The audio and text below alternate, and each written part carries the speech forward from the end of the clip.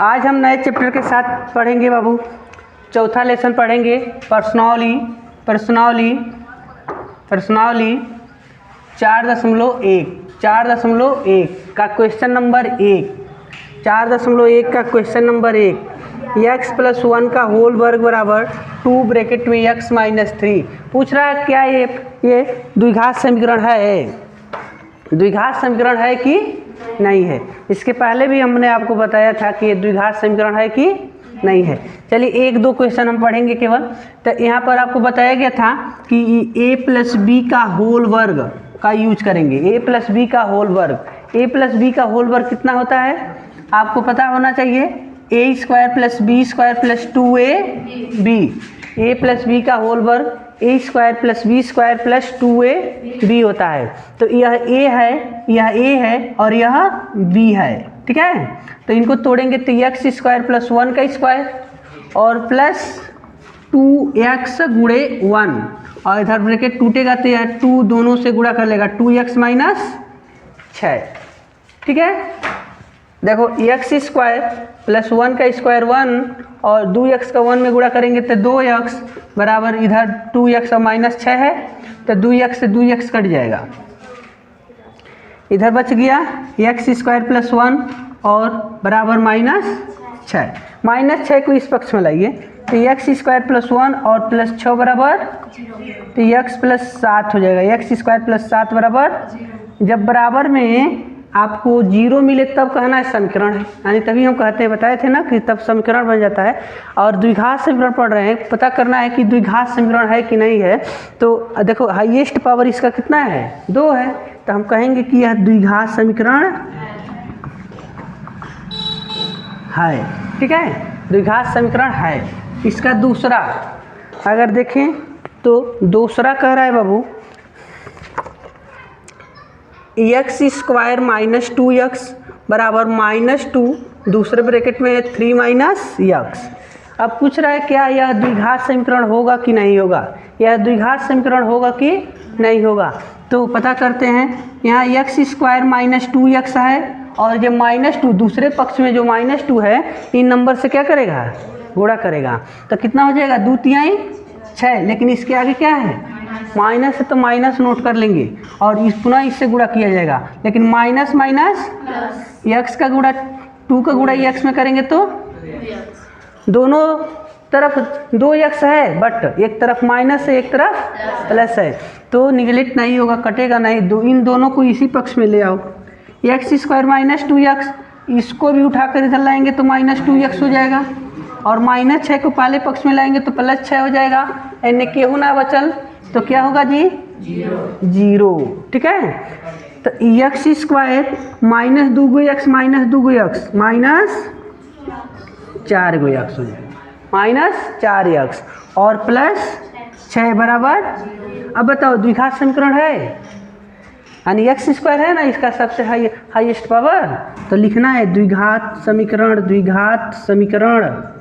है, द्विघात समीकरण है, ठीक है। इसी के आधार पर अगर तीसरे क्वेश्चन को हम लोग सॉल्व करते हैं, तीसरा क्वेश्चन को देख लीजिए बाबू। तीसरा आप कर लीजिएगा, क्वेश्चन नंबर 6 लगा देते हैं। x² + 3x + 1 बराबर दिया है x - 2 का होल वर्ग। पूछ रहा है कि द्विघात समीकरण है कि नहीं है। तो इधर तो आपको छूना नहीं है, जैसे ऐसे रहने दीजिए। लेकिन यह a - b का होल वर्ग बन गया। a - b का होल वर्ग होता है a² + b² - 2ab। प्लस का तो सब दोनों प्लस है, लेकिन माइनस का एक प्लस एक माइनस होता है। तो इसको तोड़ेंगे a - b के होल वर्ग पर, तो टूटेगा तो हो जाएगा x² प्लस यहाँ पर 2 का स्क्वायर और -2 गुणे x गुणे 2, दोनों पक्षों में x² है का कट गया। तो 3 गो x + 1 इधर 2 के वर्ग 4 और यहाँ पर -4x। इन दोनों को पहले पक्ष में लाओ तो 3x + 1 और -4x को पहले पक्ष में लाएंगे तो +4x और इस 4 को पहले पक्ष में ले जाएंगे तो -4 बराबर क्या बचेगा, 0। उस पक्ष में कुछ नहीं बच रहा है तो 0। तो 3 और 4 7x और 1 में 4 घटाओगे तो -3 बराबर। तो क्या कहना है कि यह द्विघात नहीं है, द्विघात समीकरण। क्यों? क्योंकि इसमें 2 पावर नहीं ना है, x का 2 पावर नहीं ना है, 1 पावर है, तो ये द्विघात समीकरण नहीं है। इस प्रकार इसमें से पहले प्रश्न में 6, 7, 8 प्रश्न तक दिया गया है, तो हमने 3 प्रश्नों को सॉल्व किया, बाकी को आप स्वयं सॉल्व करेंगे ताकि वो द्विघात समीकरण है कि नहीं है। क्वेश्चन नंबर दूसरे का दूसरे का पहला प्रश्न बात नहीं करते हुए देखिए। प्रश्न कह रहा है कि एक आयताकार भूखंड का क्षेत्रफल 528 मीटर स्क्वायर है, जिसकी लंबाई चौड़ाई के 2 गुने से 1 अधिक है। जिसकी लंबाई चौड़ाई के 2 गुने से 1 अधिक है, तो लंबाई और चौड़ाई ज्ञात करिए। तो 528 दिया। कह रहा कि हमारे पास एक खेत है जो आयताकार है, आयत के जैसन है, ABCD, और इसका जो क्षेत्रफल है पूरा एरिया निकाला गया तो 528 मीटर स्क्वायर है। तो कह रहा है कि इसका लंबाई चौड़ाई निकालो, लेकिन जितना चौड़ाई है ना उसके 2 गुना से 1 नंबर अधिक लंबाई है। लंबाई और चौड़ाई दे दिया, देखो लिखेंगे चौड़ाई बराबर x मीटर और लंबाई बराबर 2 गुना कर दिए और 1 जोड़ लिए। चौड़ाई के 2 गुने से 1 अधिक है, जबकि क्षेत्रफल होता है आयत का क्षेत्रफल लंबाई गुणे चौड़ाई। ठीक है, तो लंबाई आपको मिला है 2x और 2x + 1 और चौड़ाई है बाबू x। इन दोनों के गुणा करने पर कितना मिलेगा आंसर? 528। ठीक है, इनको हमने पहले नोट कर दिया, इनका मान बाद में लिख दिए ताकि हमारा समीकरण बनेगा तो आसान होगा। अब कोष्टक टूटेगा तो x गुणा करेंगे इनसे, तो 2x², x 1 से गुणा किया तो x हो जाएगा, x 1 से गुणा करेगा तो x ही होगा, बराबर 528 को पहले पक्ष में लाओ तो 2x² + x - 528 बराबर 0।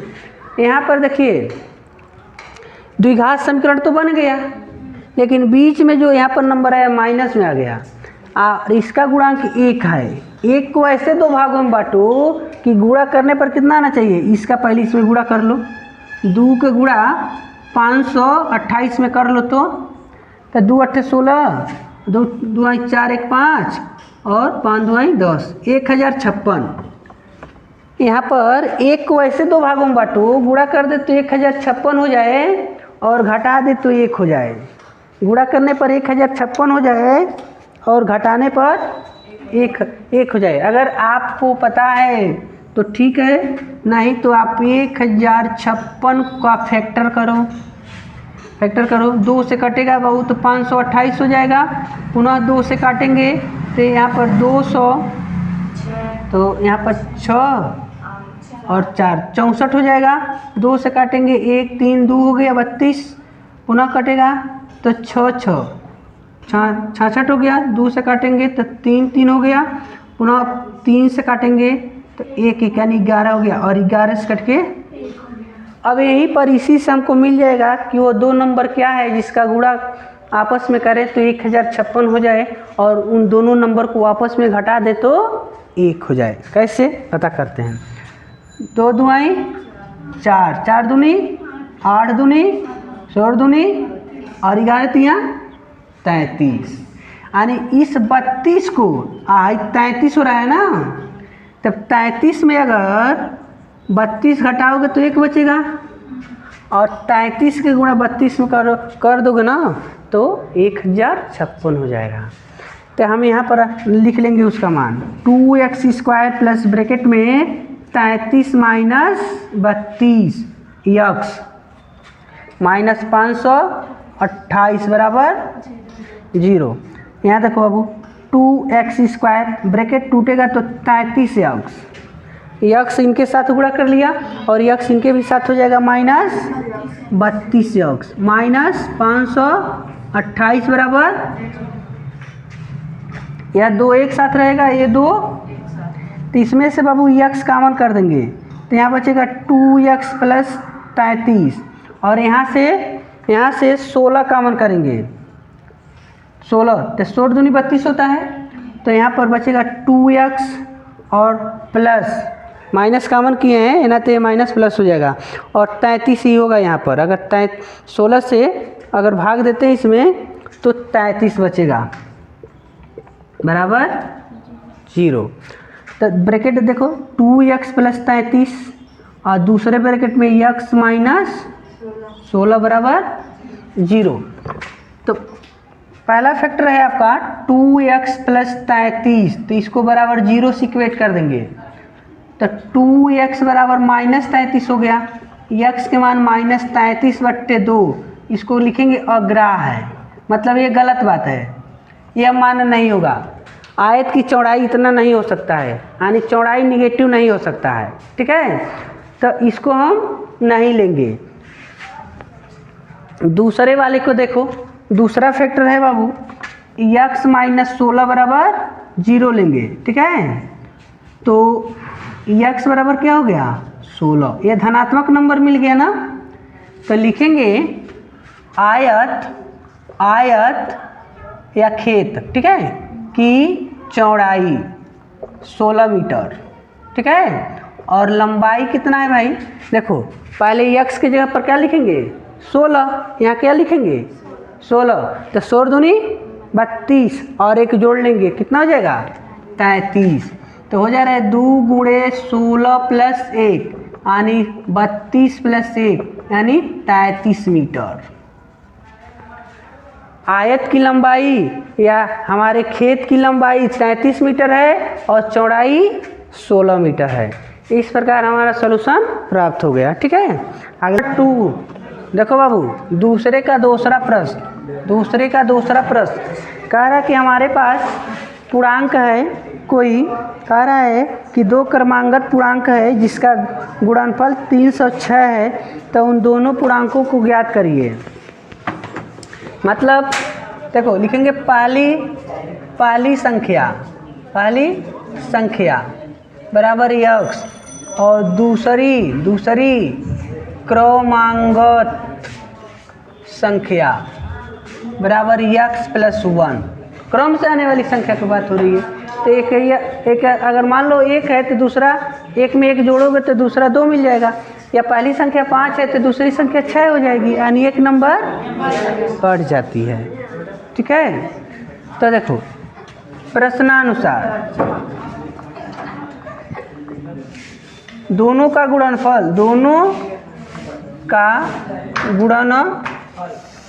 बराबर 306 दिया है, 306, तो दोनों को गुणा करते हैं x × x + 1 का, पहला संख्या x है दूसरा x + 1, तो बराबर 306, x से गुणा करके x² और x1 से गुणा किया तो x हो गया बराबर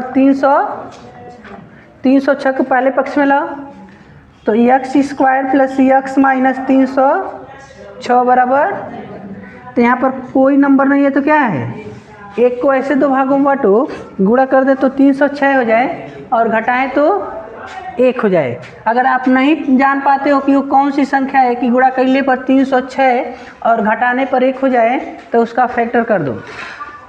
आओ करते हैं, देखो इसका 300 का तो 2 से कटेगा तो कितना हो गया, चलो 1 5 3, अब एक किससे कटेगा 3 से काटेंगे, 3 × 5 = 15 और 3 एक कम, अब किससे कटेगा 3 से 17 राउंड में, ठीक है, और 17 से 1 राउंड। अब देखो तो बाबू 3 × 9 × 18 यानी 18 मिल गया और ये 17 है, ये है, तो 18 और 17 गुणा करेंगे तो कितना हो जाएगा 306। अगर 18 में हम 17 को घटा देते हैं तो कितना बच जाएगा, एक बचेगा ना।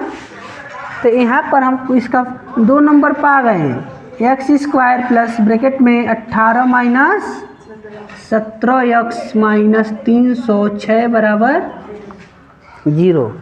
तो एक्स स्क्वायर ब्रैकेट टूटेगा 18x माइनस 17x माइनस 306 बराबर, तो इसमें से x कॉमन कर देंगे तो बचेगा x प्लस 18 और इसमें से 17 कॉमन करेंगे तो x प्लस 18 बराबर 0। तो पहले कोष्टक में x प्लस 18 और दूसरे में x माइनस 17 बराबर 0। इसको दो पार्ट में लिखेंगे। पहला x प्लस 18 बराबर 0, तो x बराबर, इसको पक्षांतर करो माइनस 18, तो इसको कर देंगे अग्राह है, मतलब ये मान नहीं है। दूसरा x माइनस 17 बराबर 0, तो x बराबर 17 हो गया, तो यह मान्य है, मतलब वो पहली संख्या होगी, क्योंकि पहली संख्या का मान्य है x, x का मान क्या आ गया 17 आ गया, तो कहेंगे पहली संख्या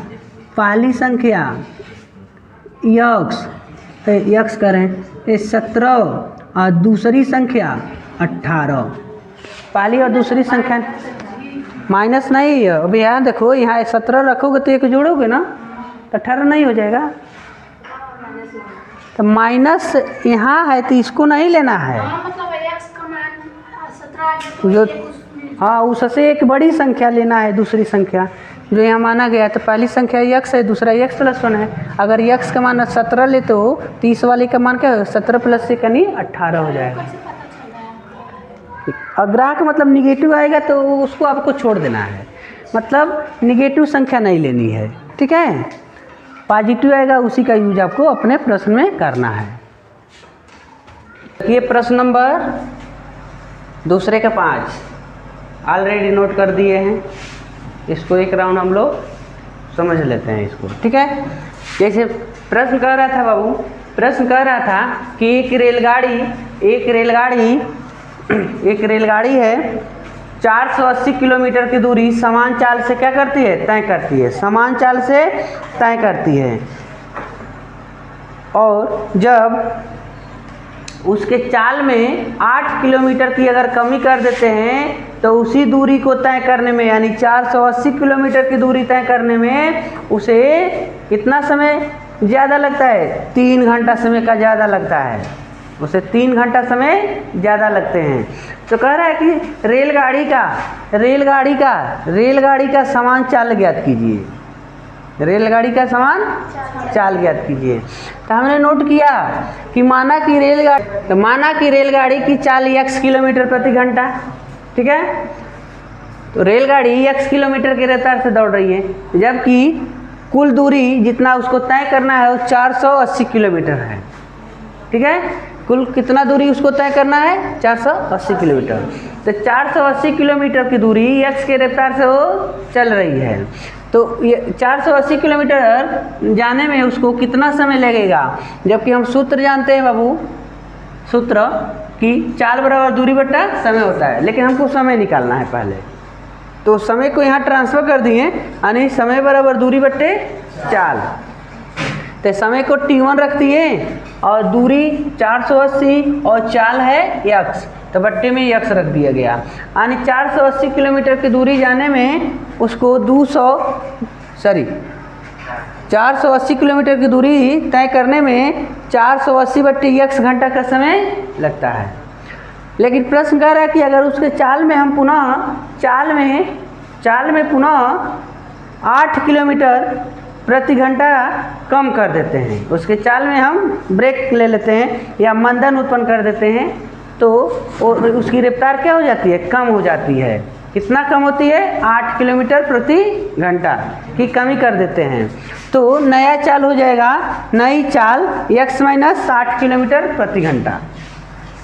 तो नया चाल ये मिल गया, तो नया समय क्या होगा, उतना ही दूरी तय करने में, तो दूरी बट्टे चाल, तो दूरी वही रहेगी लेकिन चाल उसका बदल गया है x माइनस 8, तो x माइनस यानी 480 बट्टे x माइनस 8 घंटा का समय लगता है।